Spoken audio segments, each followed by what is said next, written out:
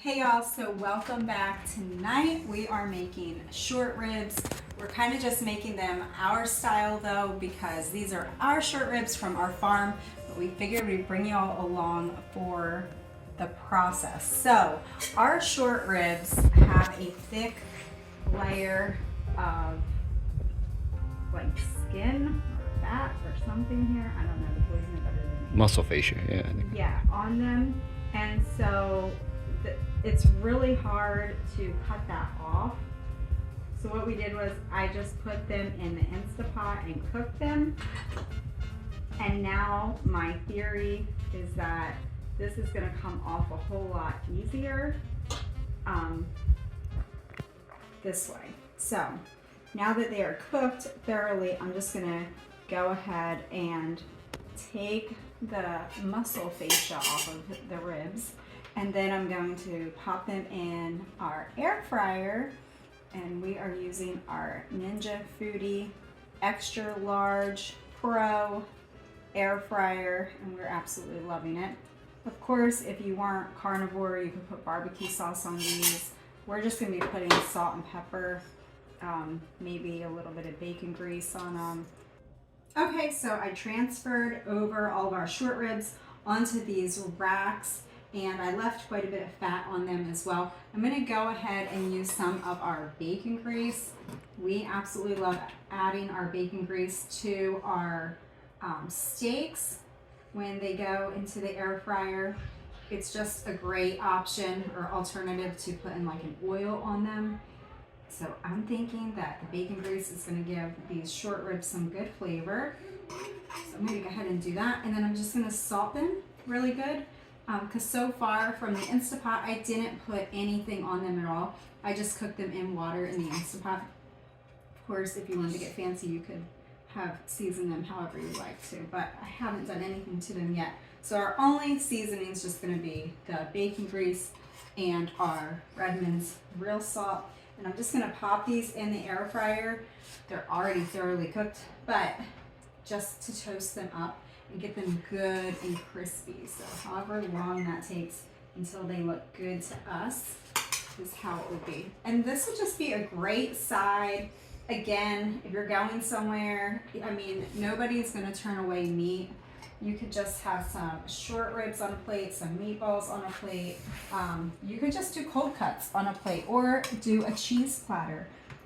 Just do a nice cheese platter with all different types of cheeses on there. Nobody's going to turn that down or be disappointed wherever you're going this end of the year. All right, I think that's it. I'm going to pop it in and show you what they look like.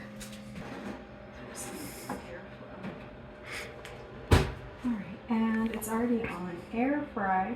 So it's on air fry. I'm just going to up my time for like, say 15 minutes. Maybe.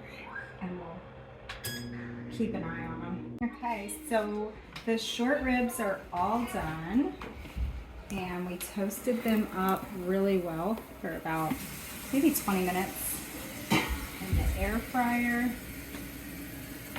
They look amazing. They got a good crisp on them. And now I'm just going to need a taste tester. That is awesome though. That's really good. Is that really good? Yeah, I'll get you some more salt. Beef is what's for dinner. Say this is our new little puppy Kitty. Yep. And her name is Kitty.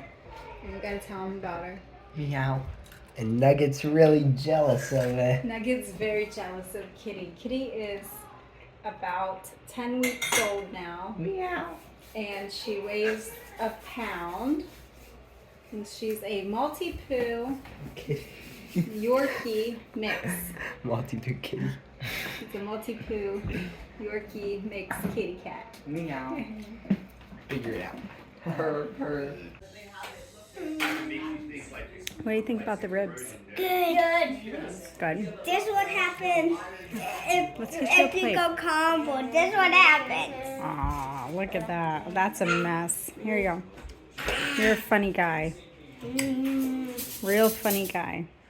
Alright, so I took some turkey from the last time we made turkey in the air fryer, and I put it in a bowl with some bacon grease and mixed it all around, and then put it on the air fryer tray, threw it in there for about 20 minutes, and now as you can see, even the kind of smaller bits and pieces here are nice and toasty and crispy, and this is just going to be for a snack for tonight.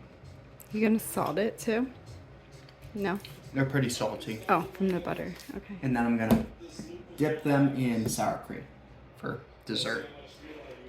Hey y'all, so it is the evening and I just wanted to jump on here and show you just one more quick little tip. If you're cooking carnivore or you're starting out on carnivore, one awesome tip is to get an Instapot or something of the like, because it will save you so much time in meal prep. You can just take big hunks of frozen meat and throw it in there with some water and it will do its magic and you don't have to worry about your day. So if you're a busy mom or whatever, the Instapot, I say the larger the better. This is a 10-quart one. This is the biggest one that they sell. But anyway, I've had this for a few years now, several years. It came in so much handy, but it's really serving its purpose now that we are carnivore. And I'm going to show you just another thing that you can do with your Instapot is, if you've already cooked your big hunk of meat, whatever it is, and then you want to get it off the bone. So for example, today we had a ham that we took to church, and then when we got as much of the meat as we could off of the ham, but there was still so much meat left on that ham. So what I did was I brought it home, the rest of the ham that we couldn't get off by ourselves easily, and I threw it into the Instapot, threw a little bit of water in there with like maybe a quarter water with the rest of the juice that was already cooked in, and now the ham is literally just like falling off of the bone. It's just so amazing, and you're not gonna waste one little bit of this goodness. Not one little bit is gonna go to waste, which is really good and important if you're cooking for